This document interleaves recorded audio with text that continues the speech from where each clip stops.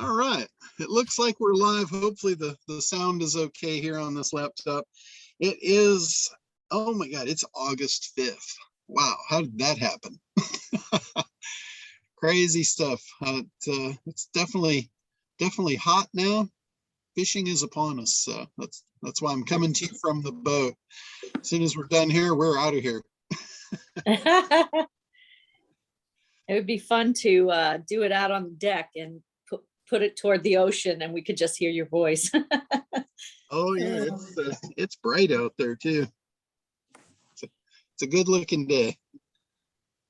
So all right, I know we're doing this a little early today, so hopefully that worked for everybody. I know we'll probably have more people hop on, but like I said, it's an open call. Whatever you got, what do you need help with today? Any takers? Well, while it's being quiet here, John, I'm was wondering if you had any testimonials concerning PopSite that we could borrow from you and use prior to us getting our own testimonials and such going. Yeah, absolutely. We have a whole bunch of like case studies, testimonials, proof shots. We've got a lot of proof shots, like screenshots of SEMRUSH reports, screenshots of actual, ranking results. We've even got screenshots from a couple of people that have given us screenshots of like their analytics showing like hundreds of words going up. So those are in all of our PowerPoints, and you guys are welcome to use any of that. That's no problem. Okay, I've gone through the presentations, the 9-minute one and the pool one and the longer, almost hour-long one that you have, and there aren't any what I would call classic testimonials. In those presentations, what those are in more the ones I do for the internet marketing guys, the SEO guys, because the SEO guys, they're very, very skeptical. Knowing that, I chuck the thing full of that kind of stuff because they want to see it. They want to see it. They don't believe it. It's like you seduce the heart. Absolutely. It's easy to seduce their heart. They want to rank number one. But then their head gets in the way and they say, no, I don't believe it because I've tried it. I've tried everything else and everybody makes these same claims and none of them work. So that's where I had to have a lot of proof. Like usually I'll do 2 proof points. In the case of my webinars with those guys, I'll probably use 30 instead of 2. And it works really well. So okay. I can get you one of those presentations and you can look at it. But keep in mind, if you do this like to a consumer level and you start throwing all that proof after proof after proof, that might backfire on you. It might be like too good to be true. It might be like, oh yeah, this is getting all salesy and pushy and all that. With those guys, and again, this is back to your audience. This is about creating a message that's going to land with your audience. You need to keep them in mind. They're not concerned mostly with the technical stuff. Like when I do SEO sales, even if it's to a high level business owner, I'm not talking technical. I'm talking more, in the realm of what they want, not how to get them there. And yeah, proof is good, but you don't want to overdo it. Yeah, I know. I've taken all your feedback on the videos and that sort of thing. I'm comfortable with that. What I'm looking for is when they click on the link to the page to sign up for, they're going to choose a time to have a call with me. After they do that, there's a thing called a shock and awe page, where after they've all signed up for you, now you give them a shock and awe page, which then has proof and more value and that sort of stuff. So there's things for them to do before the call so they don't go off on their own wandering around trying to figure out who you are and what you're doing and all that stuff. It's the additional proof points that you're providing for them. So should they want them, it's available for them to look at while they're, during that day or two before they actually have the call with you. That was where, that's where I wanted to put that stuff. Okay. Yeah. Those we're about to run a new campaign out to all the people that are using SitePop, because we've had our all 4 platforms up and running now for several months. So I'm looking for testimonials on all of them, like specifically on the Amazon one. We're gonna try and market this out to Amazon. I'm not as leery about marketing Amazon products to manipulate Amazon as I am with Google. Google, you don't stand in front of the dragon and throw rocks at him. That's always been kind of one of my mantras. You don't throw rocks at the dragon. Absolutely. I get that, but there seem like there's 1 or 2 folks on Amazon that probably like to rank. Yeah, exactly. And I don't mind throwing rocks at Amazon because, I don't make my living off Amazon. So I don't mind, kind of putting that one in jeopardy. But I don't really think it will. It's such a big thing. And Amazon's not near as focused on getting rid of, SEO stuff as Google and Bing and all that. So, but Bing works really well. I've used Bing actually on my own site, and it popped it up really nicely. I've had several other people tell me the same thing. But YouTube and Amazon, those 2, I'm really looking to get some good testimonials on those, because we've got a couple of JV partners waiting in the wings that are ready to promote it out for Amazon. And I think, we may well sell more to those guys than we did to the SEO guys. So I would actually think that would be the truth. That, and I would actually think that and YouTube, those to me are real biggies.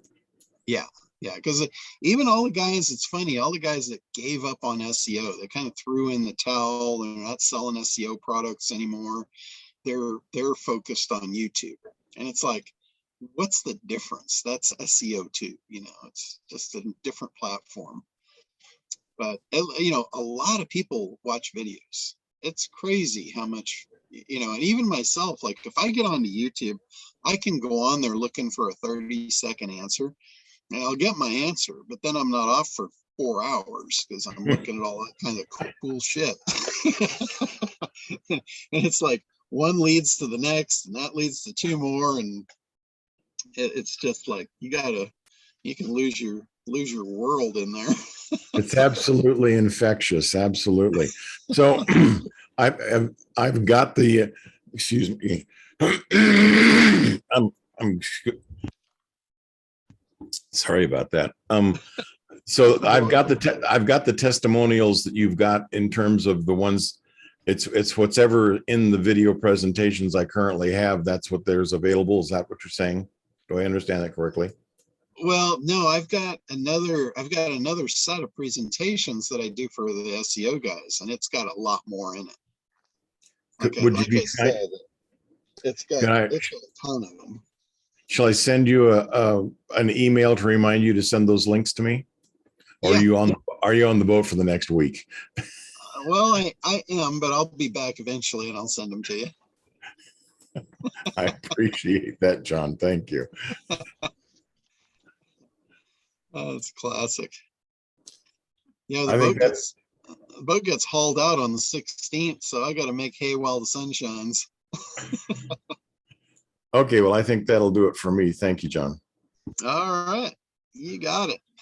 Hey, John, where do you have those presentations? It's in the ACT program?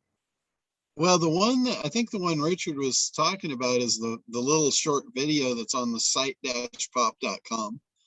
There's like a site-pop.com. Okay. So site-pop.com. There's like a little 7-minute video, and it's more geared toward retail than like the SEO community. And it's an explainer video, and it's my voice, and it's the cartoon video where they're drawing out the words. Okay. So I'm thinking about doing a YouTube video ad. You told me to do Okay. that like 2 years ago. So And where could I get like a good example that would here's fit what I do? here's going to be the magic with any kind of YouTube ad. There's two ways to go that are very effective, and they both are based on a big idea. So my preference would be to use the big idea to grab their attention and get them to come sign up for something. Just short, like 30 seconds to max 2 minutes. It's just an attention grabber. It's just like, oh my God, let me click that. I got to see that. I got to have that. That is my personal preference. Now, I've seen guys that do the other way that I think is very effective too. And I love it. I'm all for it. I wish I had the patience to do it, but it's like they're making a 20 to 30 minute video, and we're talking highly engineered. These things are really engineered. To give you an example of one, if you go onto Facebook and you look up Dr. Gundry, you will start seeing his ads, and you'll start seeing videos showing up in your feed, and the video is an ad. It's like a 20-minute ad, and he will hit you with such a compelling big idea right up front that you will stay watching the video. Is that sounds like an infomercial? It is. It's basically, Okay. It's a little infomercial, but it's the key to it is the grabber on the front. And then, like I said, it's so well engineered to keep you involved. You don't want to leave. There's information. He keeps seeding you with stuff that's coming, and it is so good that and for me, it pisses me off, quite honestly, that I'm not getting what I was promised, and he's dragging it out, but I stay because I want it so bad. And it's like, come on, I hate wasting time. People that waste my time, I can't even tell you, it makes my skin crawl. That sounds like a lot of work too. I like it the is. I like the 2 minute video. But Thanks. But yeah, I mean, I would try the 2 minute thing, get them hooked. And again, it's all about big idea. You guys need to really understand how important that one piece of this whole puzzle is. If you don't have your head wrapped around it, it's probably worth you carving out some time, even if it's like an hour or two on a weekend or a Sunday or in the middle of the night or whatever, and just try and get familiarized with that whole concept, that big idea piece. It's like, it's the hinge point of everything. It is how you're going to grab attention. It's how you're going to get somebody sucked in and indoctrinated. And if you can't do that, then the rest of it, everything else you're doing behind that is just kind of wasting your time. You're spinning your wheels. You can have the best product. You can spend the rest of your life developing great products. If you can't get somebody's attention to it, what good is it? Really, what good is it? It's painful for me because I did this for a long time. I had a lot of great stuff, and I was not a marketer. I let other people market my stuff, and I still do out of laziness, but it's not because I don't have the skills now. And because I didn't have these skills to begin with, I can tell you for sure that these are learnable skills. It's all formulas, it's formulaic. It's not like, you have to come up with the stuff on your own. You got to be a little creative. Yes, that part, you definitely need to flex those creative muscles and juices and get that stuff flowing. But it's not like you don't know how it's made, how it's put together. The big idea has 3 components to it, and in essence, they're pretty simple. The first one is the promise, and the formula for the promise is figuring out what's on the end of your prospect's timeline. So I've literally broken it up into step-by-step pieces of how you do this stuff. You know, it's like recipes. So if you figure out what that person wants at the end of their rainbow on their timeline, by that time you've figured out why they want it, what it's going to do for them. That's probably the most important thing. What is it going to do for them? And you make a promise based on that. You're going to hit home. You're going to seduce their heart. And that's the first piece to the puzzle. Of the 3 pieces of the big idea, that one you have to nail down. You got to nail all 3 of them down.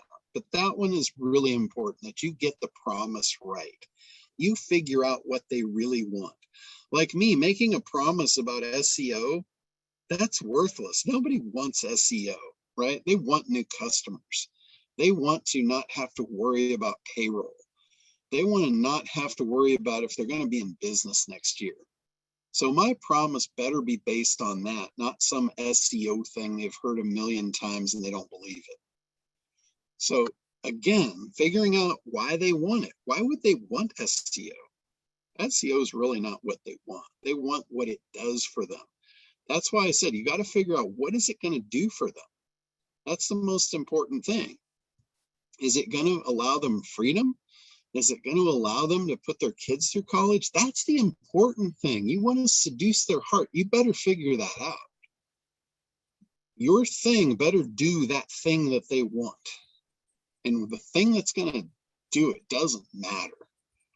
They really don't care what you're selling. All they care about is what it's going to do for them. As sad as it is, that's the truth. So that's the first piece, that promise. And that's why it's so important. I mean, and really, you've got to figure that out. The next thing is, once you make a promise, you know, you've seduced the heart. The next thing is you have to convince the head. So the first part of convincing the head is the unique mechanism for how is this going to get delivered. The unique mechanism, that's the thing that you have that's going to do the work, that's going to make it happen. So that's piece number 2, is the unique mechanism. You got to figure that out, because if you don't, now all of a sudden the heart's going to want it and the head's going to say, yeah, bullshit. It's not going to work. How are they going to deliver that? That's the first thing the head's going to do is, yeah, it sounds good, but how are they going to pull that off for me? So you better have a unique mechanism that the head says, oh, wow, they got a plan. They can actually do this. And the head and the heart are having this little conversation back and forth. And this is all on the subconscious level. But it's going to trigger what happens next. And that's going to be a yes or a no. You know, when you get down to the nitty gritty and you're asking for the order, or you're asking them to opt in, or whatever it is, that's going to make the difference in a yes or a no. If the head believes it, the heart wants it, the head believes it's not going to break the heart by false promise, then the head's going to allow the heart to have what it wants. I mean, it wants to make the heart happy. It just doesn't want it broken. So unique mechanism is the big piece to that, to remove the bullshit factor. And the third piece to the puzzle is, how are you going to say this in a unique, compelling way that they lean forward and they click to find out more? And that's where you take something that they've known and they've heard about, but they haven't heard it used in this way. And I know that's kind of ambiguous, but it's like saying something that they go, whoa, I've never heard of that before. Yet they have. You know, and like a perfect example of that is the one that I did for the ACT program, where I called it the Elvis shift. You know, it's like, how does Elvis relate to business? Well, this is a guy that figured out a little shift in his business that took him from a struggling musician to the king of rock and roll. How would you like to know what that is and put that to work in your business? And now all of a sudden they're seeing themselves as the struggling musician, and they have the ability now to be the king of rock and roll, because you've got this unique mechanism that delivers the result. And I wrapped it in something that there were, you know, everybody knows Elvis, at least in our age group. and they're very familiar with the whole king of rock and roll. Everybody on the planet knew who that was. How would you like to be that in business? How would you like to have everyone on the planet know your name like a brand name in their household? So that's what I was using, and it's a very unique, different angle that I've never seen anybody use, calling it the Elvis shift.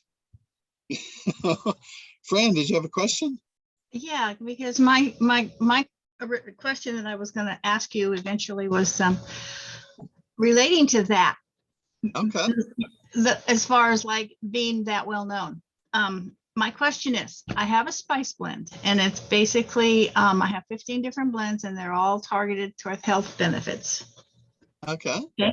I haven't marketed it yet. I mean, I've had it going for 6 years and I sell it, but I have not I've launched it. So I finally got the website done. I'm doing 2 ebooks. I'm doing the last wing of the airplane here, so to speak, to get ready to launch it. And that's why I wanted to connect with you, which I haven't been able to get with you yet for some reason. I've just been overloaded with all this stuff I'm trying to do. So Okay. it's a health product. In today's world, Big Pharma is looking for little companies to shut down. Mercola got shut down today because he's got a big voice, and they're restricting him. So now he has had to take all his articles off, and it's getting insane. So my question is, marketing my product, I don't want to get under the radar of all these big people.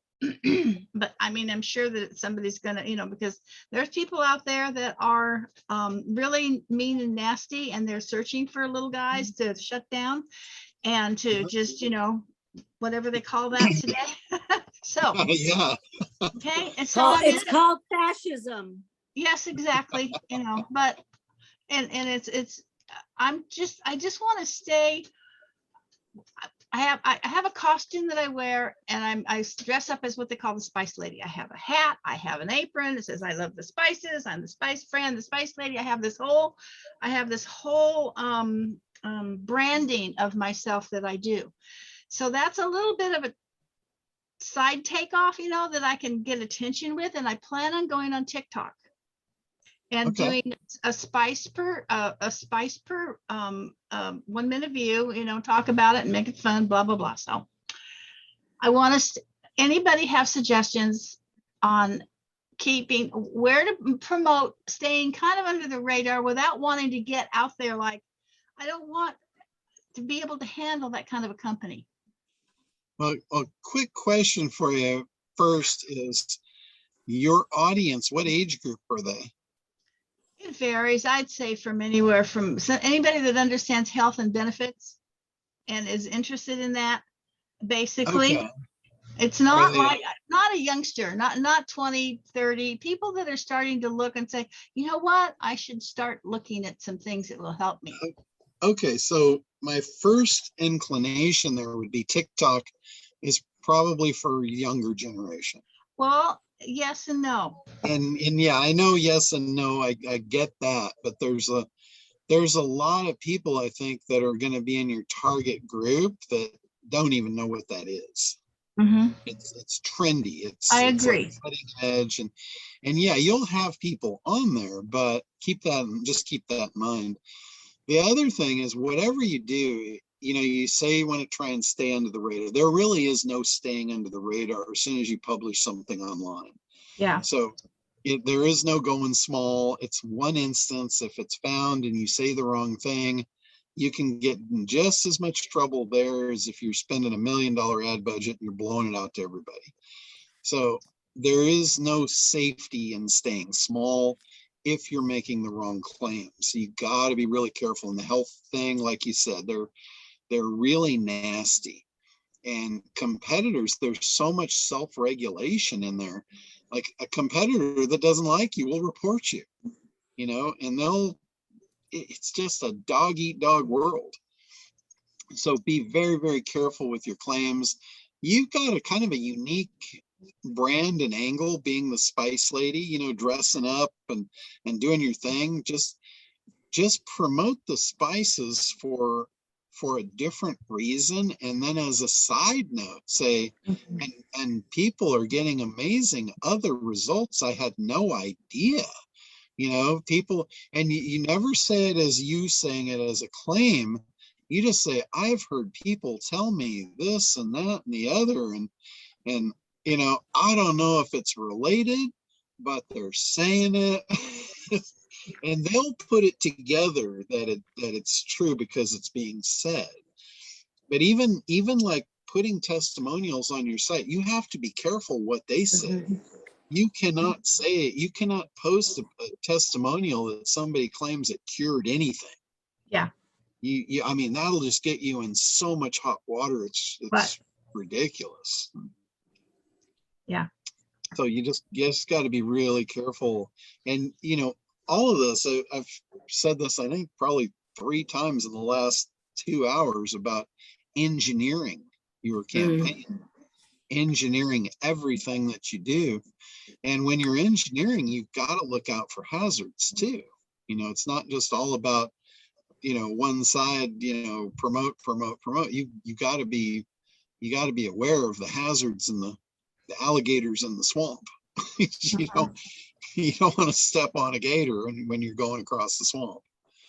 Yeah, I mean, you know, 2 years ago or a year ago, it was a different world, and I'm really wondering, oh, I want to step into this and invest more time and money, and because I'm not looking to get a big backup to this, to where I can go out and fight what happens, and it could just shut me down in a second. And I'm thinking, I just don't really know what to do. And I said, well, okay, there's risk in everything you do. Well, And let me ask you this: in what you have, is there anything about it that's proprietary or unknown, or anything like that, like something that you could do a creative license with a bigger company or something? Or well, there's a possibility in a way, if I could just brand the names that I'm calling things.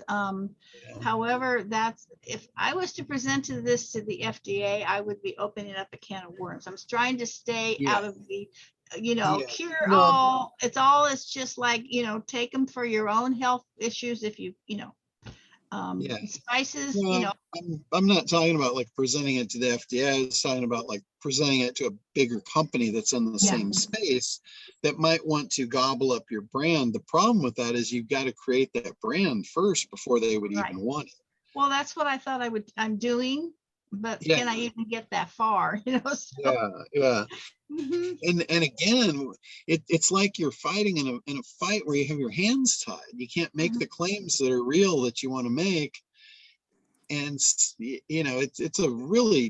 it's a catch-22 all the way around when you're dealing with health stuff. And it's the same in the financial world too. If you're doing any kind of financial services, you could have made people millionaires, but you can't say that. Because it's a claim, and the FTC will come in and say, oh, well, you're making false claims, and we're going to seize all your assets. We're going to fine you, hundreds of thousands of dollars. It's like it's just brutal. It's absolutely brutal. It's difficult doing business these days. And that's where, like in the first part of the ACT program, I talk about looking at profitable niches and segmenting and figuring out, are you in the right business? Because I've seen a lot of people chase dreams that they wind up 10 years in, they still haven't made any money. They don't know how they're going to make any money. And if you went back to the beginning and if they looked at the profitability of the segments, it's like they would have seen the error right there before spending 10 years and a whole bunch of money. So, that's something you might want to look at. Look at do you have a profitable segment that you're going to try and attack? And you may find that you do, and you may find that you don't. If you don't, I would really recommend altering course into something that is an easier way for you to make money. What do you mean a profitable segment?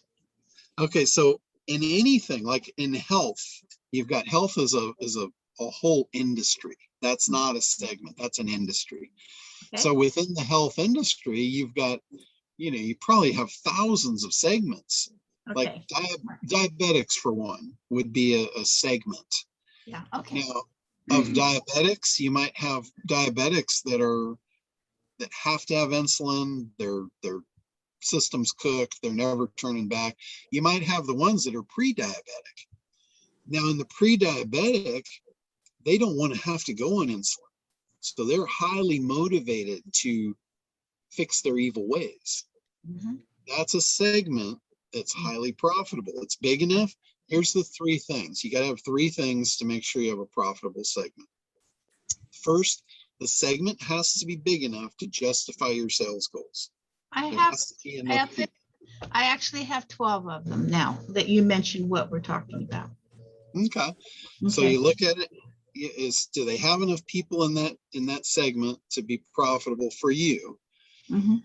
The people in there, is the problem big enough that they're wanting to solve it? It's like, do they want this?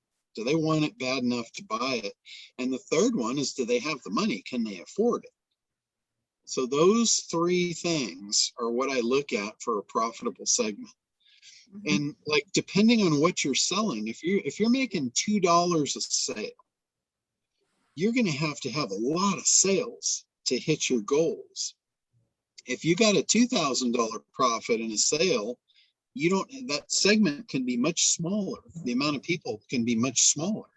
Mhm. So it's basically, it's a math game that I call the freedom formula. It's looking at how much profit is in a sale for you. Like, if you just, on an average, if you sold whether it's one thing or 10 things or a bundle or whatever, your average sale, what's the profit in your average sale if you were to get a new customer for this niche, for this segment? Now you know how much you're going to make. Now you look at what do you want out of your lifestyle? What is your sales goals? Like, do you want to live in a mansion? Do you want to have a masseuse? Do you want to go on vacations? All that stuff. We have you add it all up and come up with a monthly total. Once you have that monthly total for this is what your desired life looks like, this is how much it costs, we take the number of profit, we divide that in, and now we know how many products we have to move. Mhm. We know how many new customers you need every month. Now we can go to work and we can engineer a sales funnel that will produce that. Mhm. But again, then we look at the market, we look at the segment. Is there enough people to do this? Are these one-time sales and we have a bucket that's defined and we're going to run to the edge of that bucket real quick? That's a problem. If you look at health is one of those rare categories, and diet is the same thing. These are categories where it's flush with new prospects every minute of every day. So you're never going to run to the edge of the bucket. But there are a lot of things that you are going to run to the edge of the bucket. Yeah. Well, I do want to have the 15-minute consultation to see if you can help me further, because I want to show you exactly what this is and get your input on this, because I think you'd have some valuable gold for me to give me more than I can show you. I want to take up your time to do here, but so that's something that's really, really critical for me to try to connect with you again. I think you would be able to really have the vision and say, oh yeah, I can see this happening, or I can see all these pitfalls. I mean, you would have something that I wouldn't be able to see. So, and I'm willing to, buy coaching or whatever it takes just to get an answer, because I don't want to just spin my wheels going down the road and not having something, I should have listened, or I don't want to, I'm not going to be able to cover every base. I know that, but that's one thing about me. I mean, I will tell you honestly what I see as the opportunity. I look at, probably 10 opportunities a day. And out of that, there's a lot of days where I don't see one. Right. Well, my fan club says, go for it. When are you going to do this? I mean, You I've got got- this whole fan club that's going, okay, but they're not sitting here looking at some of this stuff that I'm looking at and having to actually physically do what I have to do. And, so they're all looking at it like, oh my God, what a great idea. Well, yeah, So- okay, fine. But I want So, some, have those people that say it's a great idea, have they bought it? some of them have, yeah. Okay. I'm not promoting. This is a, I mean, I haven't Okay. gotten it out there to where people have had the opportunity to purchase it yet. I Yeah, got it on Amazon, but you know how you can't be found on Amazon unless you promote it, yeah, yeah. And I've, there's a lot of stuff and I've gotten sales over the years, but it falls behind because I don't do anything. So I'm just looking to whether to launch it or not. Okay. Should Well, I get off the pot? Yeah, that's something that's really important for everybody to be concerned with too, is where are you getting your information on whether it's a good idea or not? If it's a fan know. club and they all love you and they want to just promote you for the sake of, they'll be behind you no matter what. You might be getting ready to jump off a bridge. You don't want them behind you cheering you on for that, Yeah. just because they like you. My gut feeling tells me that I feel it's a good idea. Okay. But also, there may be something that I'm not aware of. Sure. Okay. So, And there's good ideas that sometimes you just can't afford to pull off too. Mhm. Like Mhm.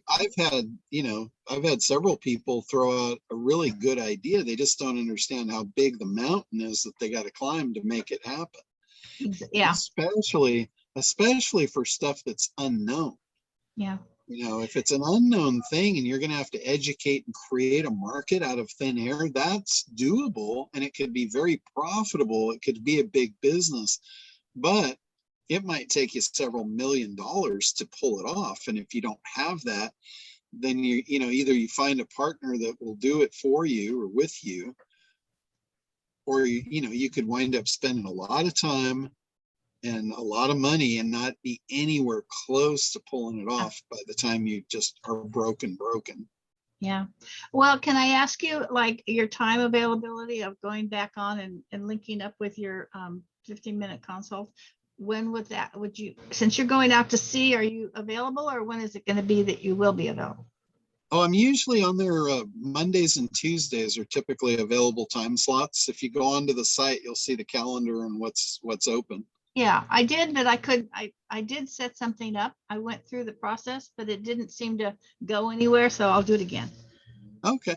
Yeah. If you have trouble with it or something, let me know, because I know other people are scheduling those. So I'm pretty sure it's working. Yep. But if it doesn't, for some reason, I'd like to know why. Maybe we can get on Zoom and I can see what you're doing and yeah, see I'll do if it there's. again. Okay. Thank you. Cool. I don't want to, take a lot of time on that. I thank you for all the information. Yeah, absolutely. My pleasure. It's amazing. Like, sometimes people have issues with something, and if I can see it on Zoom, a lot of times I'll figure it out real quick. But I give you a perfect example. I had a client just like a month or two ago. She kept telling me that people were going on her site, clicking on stuff, and it was getting redirected to a porn site. And I'm like, whoa, that's not good. That's a big problem. But I kept going to her site. I kept clicking on everything and I could not get it to do that for me. And she said, my clients are having this happen and it's not just me. And I'm like, well, I need to see it.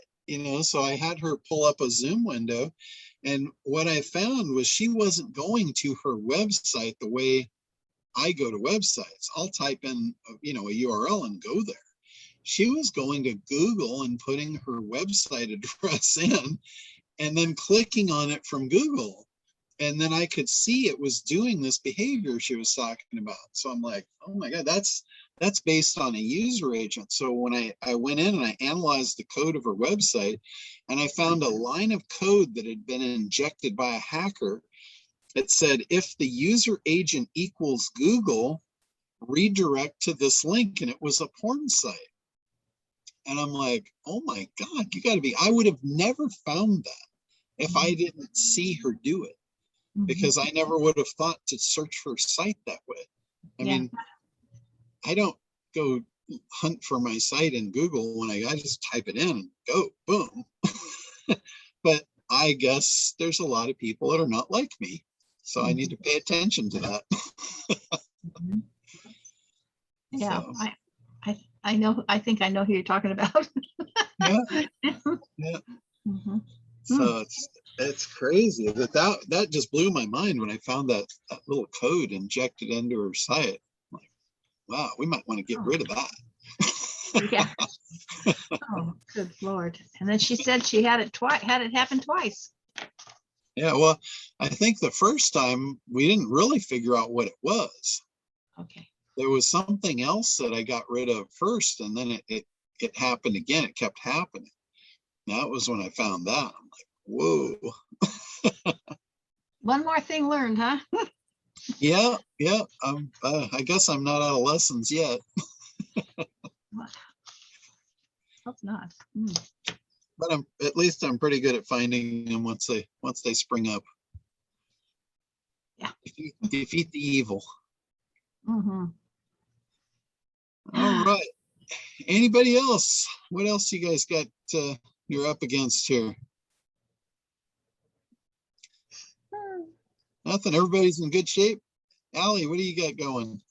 Well, John, I appreciate this conversation, and I'm actually looking at what you're talking about. Like, so if, I'm an artist, and I'm sort of in a space where I'm looking for possibility of going in a different direction in terms of business, because so all of that story outside, what would you suggest to look like? How does one find a profitable business? Or, if that happens and, like, say Fran and I decide to bail, or whoever else, it's kind of the same thing. You got to look at what you're doing. Is this a hobby? Does it make you happy? Or do you want to make money? If you want to make money, if you want a real business and you want to make money, then you got to start looking at the math and seeing if it makes sense. And again, it's all about that analysis. It's all about figuring out who your segment is, what they want, why they want it. If there's enough of them, if there's a big enough segment that wants what you have and they're willing to pay for it, then you've got something viable.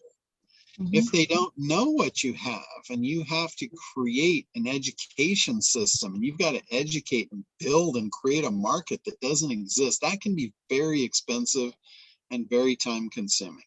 Unless you're able to tap into somebody that already has the market and they can put you on with a big group, that's where public speaking, when you go from one to many, and you're doing a sales presentation to many, as long as it's the right audience and you have a captive audience and you're able to inform them and educate them and get them to think about something new that you've got that they're going to want, then you might be on to something.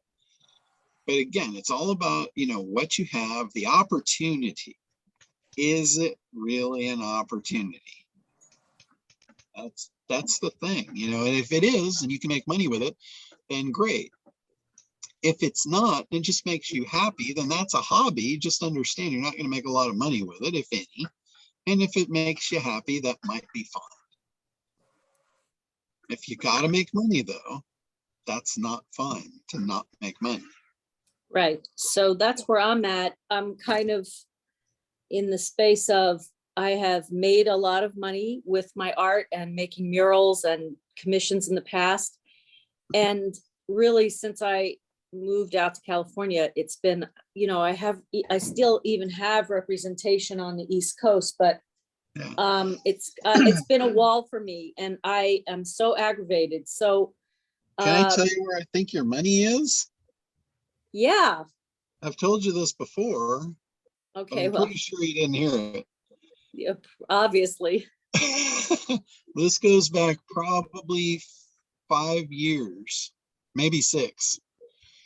You were showing at Craig's group, you were showing like a, for lack of a better word, it was a coat of arms for a business.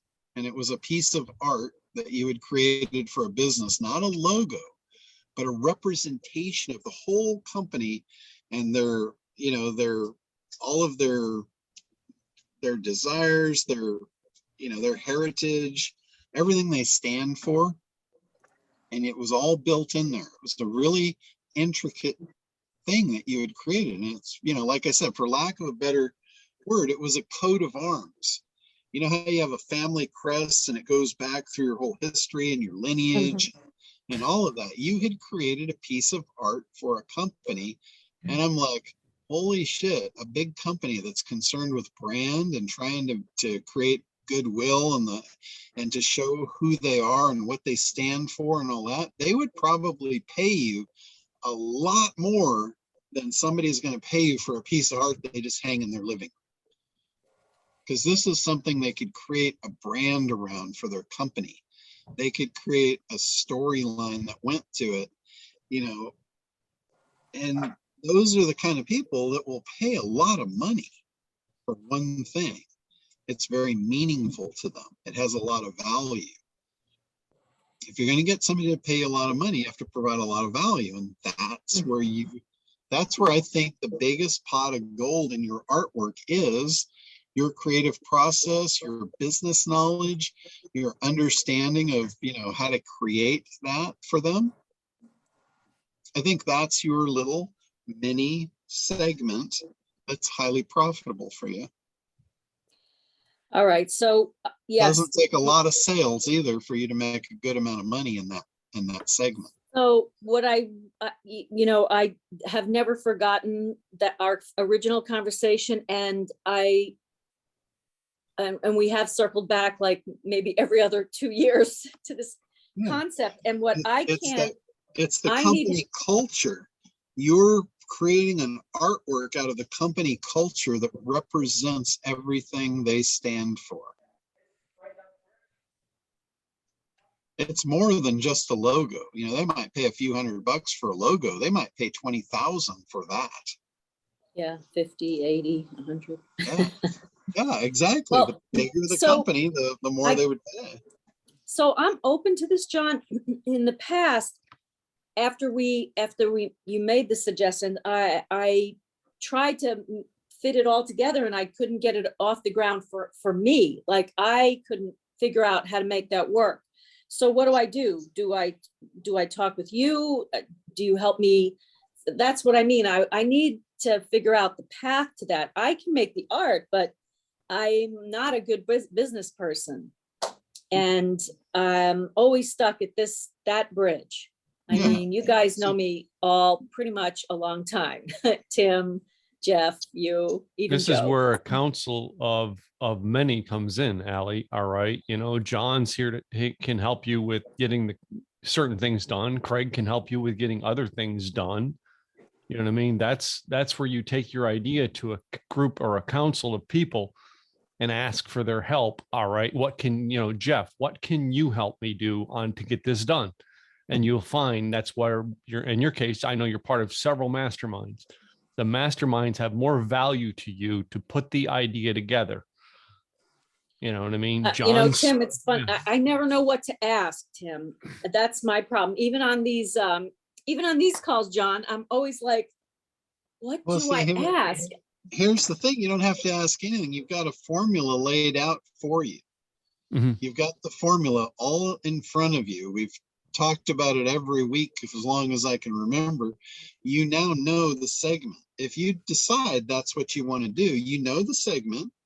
Now you go to work and fill out the ACT program. You say, okay. So you're saying I know the segment, but what is the segment? Is it big corporations? Like I actually don't know the segment. The segment is big businesses that have a problem conveying their company culture. If people understood what they were about, they would bond to them, they would buy their stuff. The bigger the company, the more that is worth. So I would go with big companies. You know your way around the ad world.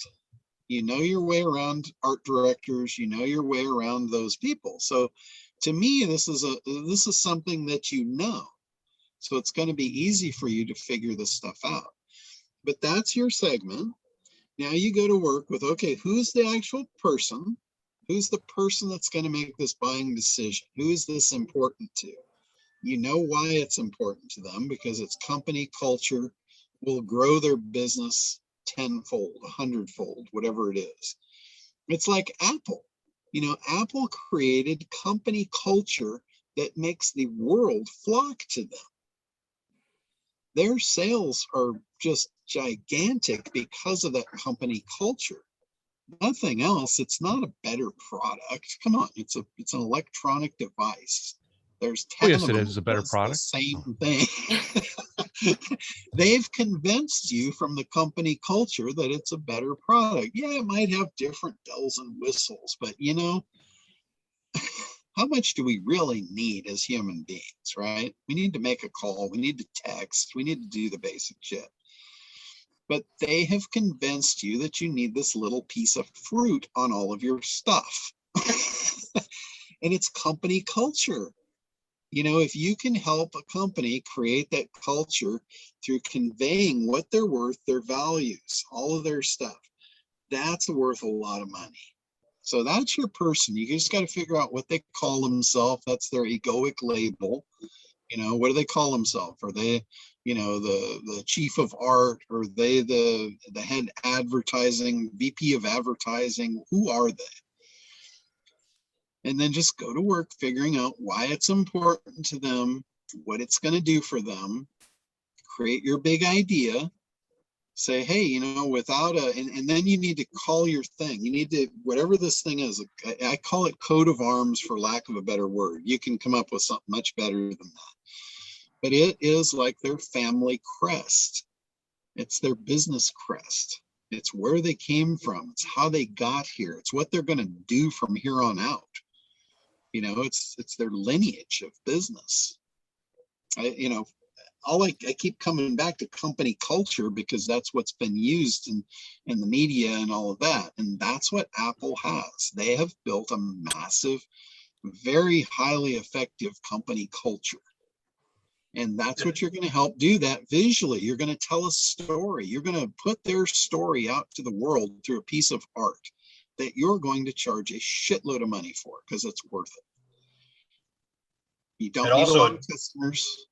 You know, the sales should be, you know, you don't need to do 50 of these a month. You know, if you did a few of these a year, you'd probably make more money than you've made in a long, long time, if ever. Mm-hmm. That It's also like, Allie, addresses.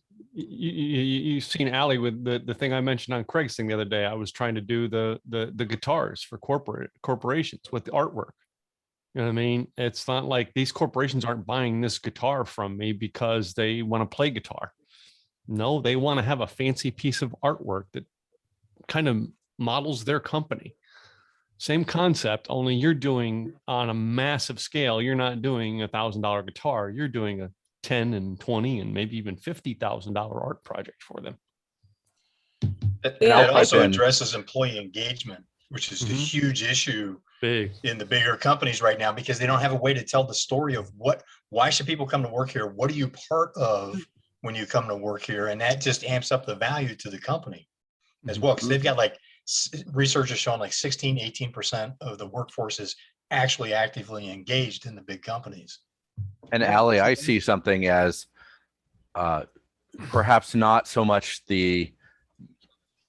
I don't envision in my head what the coat of arms looks like, but John has seen it. So you do. And John validates it. And I'm with that. What I've been in is a lot of boardrooms where they want handmade art instead of photographs, but they also want to show off their product whenever they bring visitors in to a conference room. And if their products are larger than they can sit on a credenza, like a Tesla Model Y, for instance, then they would want a photo, but way better than that is a painting.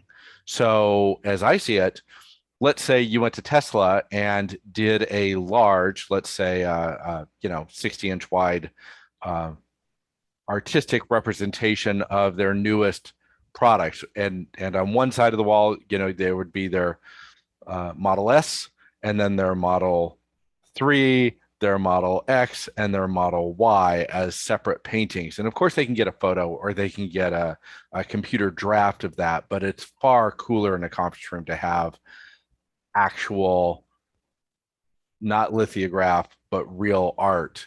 And there's lots of people with those large products that I would think they would want to stylize that way.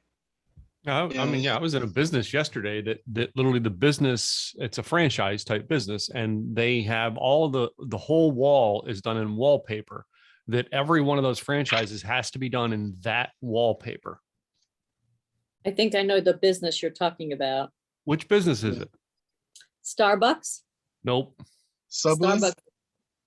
Nope. Subway has. Look, I'll give you a hint. Do I look different this week than I did last week? Your haircut? It's a barber shop. Wow. A friend of mine owns it. A friend of mine owns it, and I went to just to talk to him and ended up getting a haircut. But looking at it and talk to him about the culture of the company and what the design was, why, and literally everything. And you go to everyone in that franchise, all of them look the same because it's a wallpaper that's artistic wallpaper all the way around it, and that is mandated for every franchise. Now imagine you doing that, Allie, and you get Subway.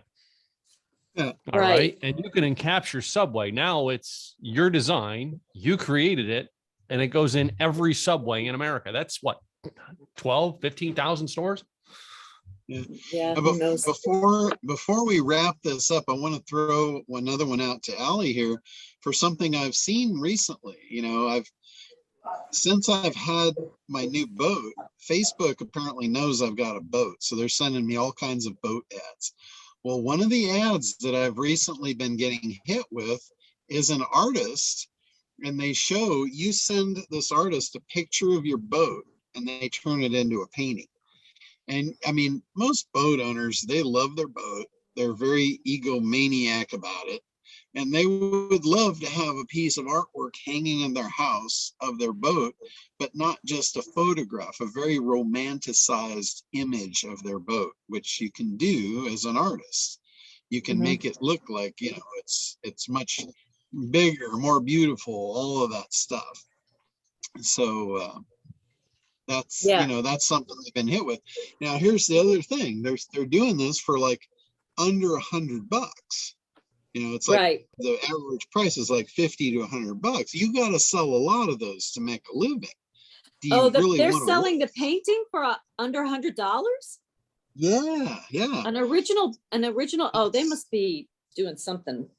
So they've got they've got an assembly line down to do it. That's how they're doing it. Is you know what I mean? It's not an artist like you doing it. It's an assembly line of people. You know what I mean? This guy puts the white on, that guy puts the red on. I mean, and that's what they do. They take the photo, lay it out, and it's a group of people just go by, and it's probably that's the only way they can afford to do this. But it's almost like, you know, you go to a carnival and you sit down in front of a cartoonist and he cartoons you out, and he, you know, $10. Yeah, it could be. I know you guys probably don't care about this, but there's a company called Art Storefronts, and if I took a picture, if you sent me a picture of your boat, John, through Photoshop, I could use a painting. They might be part of it, and then they literally can print it on canvas, on paper, so it looks like maybe I drew it.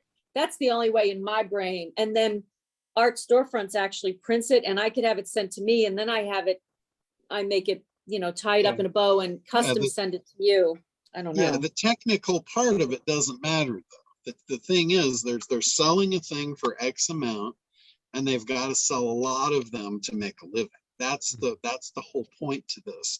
Where on the other hand, if you go after a more profitable segment, that's going to be the people that are willing to pay you 20, 50, 100 grand for one piece of artwork. Yeah, it might take you a month to do it, but how many customers do you need to deal with? You know, one a quarter. Right. Well, when I'm making 50 grand, I would be doing what, 3 a year, if that. Yeah. When I did Pepperidge Farm, it took me, it was kind of half the year with, well, you know, because we had to negotiate, and then it was pretty interesting. I kind of blew their mind because my ideas, I had sketched them a bunch of ideas, and it was, they said, basically I came up with the same ideas as their ad agency, and they were launching in 2 weeks. So they thought I was like a mole, and it was really wild. I said, no, I'm just giving you ideas for this whole mural. You know, there are 4 brands. Pepperidge Farm has 4 brands within the umbrella. Anyway, bottom line, that was an interesting space. I guess, John, I'll have to talk to you and really create this with you, because I kind of, honestly, guys, I lose my confidence. Like, I get scared talking to big companies, and, you know, they could take it, my ideas, and just go on. I happen to know a friend in Pepperidge Farm, so they had integrity with me. But I've had so many times where, because I'm one brilliant person, they listen to the pitch and then they're like, oh, thank you very much. And then I see it 6 months later out of their own, you know, back end ad agency house. So that's how it happens so many times too. So I actually don't know how to navigate the business side of it, John, and everyone. Yeah. All right. Well, let me, is there anybody else that's got questions on here? Go ahead and put your hands. And thank you and- guys. I had I'll one go question, through. John. I wasn't sure Yeah. if you can handle this or not. Sure. On one of my sites, I have optimized press, as you guys know, on my WordPress theme or WordPress plugin. And one of my sites is giving me this thing, check stats or check site statics to resolve an issue. And it's like, when I look at it, it says something about my WP memory limit is 40 megabytes. It needs to be 257. How do I fix that? Is that in my, yeah, That's going to be with your host. with my host? Okay. Yeah, it might be with the host. I think it's with the host, but it also might be in your WP config file. If you open that with a text document and search for that particular parameter, you might be able to edit it in that file. And how do I find that file again? I mean, I don't understand CSS and all that stuff. Yeah. Okay, no problem. If you, do you have FTP access? Can you? Again, John, I don't know that stuff. I know, yeah, Okay. I don't know the all that stuff. And that's where I'm confused, because I know it. I know the paint side, the pretty side. Sure. Okay. So the easiest thing to do in that case is just contact the hosts and have them make the adjustment for you. Okay. If you wanted to try and tackle it yourself, there's a plugin called WP File Manager, I believe, and it will allow you access to like look at all the files on the server. And then if you find that file, it's called WP-config. You can open it, you can download it to your desktop, and you can open it with a text reader, and you just do the find command and look for that particular parameter and see if it's in there. If it is, you can edit it, and then you can upload it back to the server, and it will overwrite the old one, and that might fix it. But if you're not comfortable with that stuff, just contact your host. They should be able to do that for you. If they don't, you need a different host. Oh yeah. After 11 years of dealing with HostGator, I hope they'll take care of things like that for me. Yeah. Yeah, you would hope so. Yeah. So, all right. Thanks, man. All right, Shanta. HostGator, hey, HostGator just changed management, and they've gone downhill terribly in the last few months because they sold out to somebody, and the new, how many times have you gone into, the one of my favorite restaurants used to be Country Buffet, and I can't know this for sure, but it's a story that fits the facts that all of a sudden one of the Country Buffet's kids graduated with his MBA, and they started doing all the cost analysis on the food, and they figured out they could save 4 cents here and 5 cents here, completely altered their menu, and they're now out of business. We're getting off course here, Richard. Let me. No, what I'm saying is that HostGator is going for HostGator is doing the same thing. So anyway. Richard, okay. Well, yeah, this just recently came up, Richard. So there's a chance that that's probably part of the deal is they cut something that I have had for 10 years, and all of a sudden I don't. Yeah. Okay, Shanta, you got the floor. Hey, John. John, I'm going to put a link out here. It's a kind of a landing page for my cruise. Want your feedback. I know there are some changes that I need to make, but just this is kind of like a first draft. Okay. All right, we'll pull that up in just a second. Josh, did you have something you wanted to throw out? Yeah, I was just curious. I didn't get the memo because I have no signal up here. Is this going to be recorded in the ACT program, right? On the recordings? Yeah. Yeah, we're right. definitely recording this. I apologize for anybody that didn't get the note. We moved the call up to 10. So it was from 10 to 11 today. The emails went out to everybody. So yeah, I just had no signal up here. Oh, okay, no problem. I apologize for that for anybody that didn't get that, but it is recorded. It'll be up in the members thing. Hey, John, Hey, Big John, I got a question tail end. Okay. Shanta was talking first, Woody, but I just wanted to ask John, would Tim switch to your hosting company? You're welcome. Would Tim or anybody else with trouble with their hosting company switch with you, John? Would that be because that's what my first thought was, to have him go to your hosting company. Yeah, I mean, we definitely handle all that. We have fully managed hosting, so we manage anything you need. Okay, I'm gonna pull Shanta's site up here and show you guys what we're looking at. And then we'll hit Woody and we'll wrap her on up for today. So, okay, so give us a little background here, Shanta. So, John, this is going to be like, whether not sure if I'm going to place an ad or just sharing it on my social media for interest. So the link would take them here. And this is really just to capture their information before they go to the actual cruise page. Okay. So I know that the verbiage probably needs something a little more. Gotcha. So the biggest thing that you're missing here is the big idea. This needs to be a big idea. It's, it's a lot of stuff here that's not really grabbing and getting me to sign up to learn more. That's another thing. Yeah. You're saying sign up. It's like, oh my God, I don't want to sign up for any more stuff.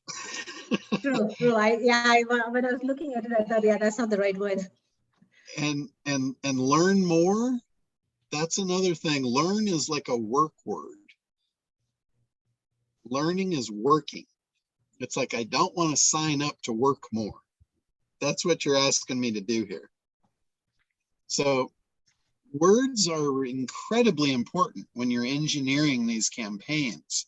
You've got to keep that in mind. You've always got to focus again on what do they want? Why do they want it? Transform your business. That's a promise. That's a great promise. It's a little ambiguous. It's like transform your business could mean almost anything. And it's almost so big, it's in that unbelievable category. When somebody promises me they're going to transform my business, it's like, okay, the red flags go up. I'm like, okay, I've heard this before. So like what you're going to do, a big idea here is how would you like to have the people that could change your business in a captive audience where they couldn't get away? Grab me a cup, will you? So that's something that you want to think about there is how do you engineer a promise here that's going to make them lean forward and go, oh yeah, how do I get in on that? So the big idea, again, it's like the most valuable skill set you're ever going to learn is how to create big ideas. How do you make a promise that's going to land? How, because that's the seduction of the heart. And think about this, people aren't laying in bed at night wondering how they're going to transform their business. They're not sitting there thinking, man, if I could only transform my business, life would be great. That's not going through their head. They're thinking, man, there's somebody out there that could make this a lot easier for me. Who Can you is say that the phrase person? How again? do I find that person? What's that? Sorry, can you say the phrase again? That would be the big idea. Oh, in this, I was just kind of kicking some ideas around. I didn't like have a big idea about this, but it would be somewhere along the lines of, how would you like to be in the same room or in a captive environment with the people that could change your business? That's more of a promise that I'm like, oh yeah, I want to get in on that. I believe if I were in that room with these people, that this change could actually take place, or I'd have a shot at it. Rather than just saying transform your business, which they've already heard that a million times, and it's never happened for them. Their business never got transformed, or they wouldn't be here anyway. And so again, it's back to that. What are they thinking? What are they sitting up at night thinking? Man, who am I missing? If I had a traffic partner, if I had somebody that that knew this or that, it's like that's All what's right, going hey, to make man, the get the difference. fuck focused. Excuse So that's again, the biggest thing this is missing is big idea and really engineering the words. Because once the big idea is out there, now is your call to action. And sign up to learn more is not in conjunction with that. Can you play with that? I'm sorry. It is kind of in conjunction with, if transform your business is your big idea and then sign up to learn more. But that's not very strong and compelling. You see what I'm getting at there? So what would, if in relation to what you said, John, about how would you like to be with amongst people, what would you put as the, instead of sign up to learn more? If that, maybe see if you qualify. Oh, okay.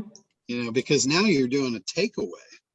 You're like, oh man, I want to be in this room and I don't even know if I can get there. I don't even know if I'm allowed. So, see the qualifications, or, something along those lines would be good. Or even, see when it is. So you could say, we're putting this together. If you want to see, check the dates or check, what's available, that kind of thing. So again, it's back to kind of some groundwork on the whole big idea, but your event that you're putting together, that's your unique mechanism that's going to deliver on the promise. You just have to figure out what is the promise. This event is going to deliver on the promise. So that's your unique mechanism. And the idea, that you're going to do this and all have fun on a vacation that's a business write-off that you're not going to have to pay for, get Uncle Sam to pay for it all. That's your compelling angle, your different angle, the intellectually interesting. It's like, wow, how can I do all this and get it paid for by the government? That's the pieces, and again, that's not a flushed out, finished off big idea, but it's the pieces that you can build it. And engineering the words to do that is, that's the work to the puzzle. One other thing, Shanta, the cruise industry really has a big ass black eye. People, you remember the nightmares with that ship in Tokyo. You own that. That's your industry. So I would tell everyone, hey, it's safe. It's safe to come back. In fact, if I were you, I'd call the cruise ships and say, give me some candy. So I'll go out and tell everyone that it's safe. Tell me what you're doing to make it safe again, to get back on the high seas. I mean, because you're inviting me on a cruise, and the first thing I think about on a cruise is overflowing urinals. You haven't been on one. So like it or not, you have to contend with that. That's yours, you know. All right, Woody, let's get on to yours here so we can wrap this up. Thank you. Hey man, what the hell you get on so early for? What are you going out fishing? We are. We're about to leave, so let's wrap her up. What do you get? Okay, John, look. You know, listen, with Tammy Guerrero and your team, and then Sylvie and Monique and Alice Varshal, the original Outlaw, we created a really wonderful website. And now we're stopping our advertising on TV. And so we need, yeah, fuck yeah, you know. Couple grand, let's go to Paris with that. But anyway, we need new blood. We need to either drop those little transistors of yours wherever people are, you know, doing real estate, or we're open for new suggestions and new lifeblood. It seems like we have our cards rebuilt. You know, it's taken a year and a half to do the homework. But you got us primed and ready, and I'm ready to go. So you've done a phenomenal job of creating your messaging. And I know we spent a lot of time on your analysis piece. So the first two pieces to the puzzle are pretty well set for you. So I don't think, you know, whenever I look at a problem with a campaign, it's always in one of three buckets. It's either you haven't figured out the market, which that's not your problem. You haven't created the right messaging for that market, which that's not your problem. Or it's in the traffic bucket, and that's where you're suffering the problem. And I was afraid of this to begin with, and I think I expressed this to you with the running the TV ad stuff. You got to figure out who the audience is, and they were very reluctant to share that information with you. You know, the demographics, who is it? Is it the right target? So you could wind up spending a ton of money on television ads, which isn't, you know, it's not cheap to begin with, and not get any results. Because if you show the right message to the wrong person, they're not going to see it. They're not going to care. It's a match. It's always a match. You're matching the audience to the message to the right people it was made for. And I can almost assure you, shooting it out on a television thing, you know, unless it's a TV program for people that are looking to buy and sell houses, if it's a real estate program and you're running an ad in the middle of it, then I would say you've got the right target. But just a generic broadcast station it's 1 in a million. You're going to have to run that a lot to get it to work. Now you make a lot of money in a sale, so you might be able to roll the dice and hope for that to happen. But it's not, if you're looking for instantaneous results on a shotgun traffic scheme like that, it's unrealistic. And that was what I was afraid of right to begin with. And I'd kind of expressed that with you when you were signing up for that thing to begin with. So I would from here on out, I would focus on taking the message that you've created, which is good, and I would run that out to people that are in market for that. I know in the real estate industry, there's people that sell those leads. There's people that do the SEO, they do all the stuff that you probably don't want to mess with because of time and expense, and you can just buy those hot leads from them. So that might be, one way to go. Or, just figure out, run your ads, see if there's real estate sites that you can run your ads on. People that are there looking for something, that's where you want to show up. You want to find out where these people are going. What are they looking for? Maybe they're on a title companies. I don't know, figure out where they're hanging out and put your ads in front of them there. That's maxing the traffic. Would you use the TV ad? The TV ad you have is good, yeah. Absolutely. You might find that you could run that TV ad on YouTube where people are typing in, real estate broker in your neighborhood. If somebody's looking for West Side real estate, and they're on YouTube, that would be a great place for you to pay a few cents to display your video to that person, instead of paying thousands of dollars to show it to a gazillion people that don't care. That one person that's on YouTube actually typing that in, that would be a good spend of your ad dollars. So that's what you should be on the hunt for, is how can I get this ad that I've created, this video ad that's awesome, how can I get that in front of the right people? Not just a shitload of people, the right people. You only need a few of the right people. So that makes sense? Yes, Obi-Wan. So your problem is strictly in the traffic bucket, I believe. Yeah, I like the idea. Where are they looking? Yeah, exactly. That's where SEO and search, and if you're a female audience, you might look into Bing. I don't know if Bing has a video option to it. I haven't really looked at it in depth like that. But YouTube, YouTube videos are displayed on Bing as well. So good. I like it. Thanks, big guy. All right. I hope you have. I'm so glad they cleared the ocean of those ugly gill nets. That's a victory for the world. It is. And All I right, love guys. We're gonna wrap up, and I will let you guys know what we caught next week when we're back online. And hopefully we can get some of you out here with us. So at the same time frame, 11 or 10. Back to 11 next week. If it's different, I always send out the emails every week with, if there's something different, I'll put it in the subject. So, all right, guys, have a great week, and we will see you next week. Before you go, Yeah. I have a question.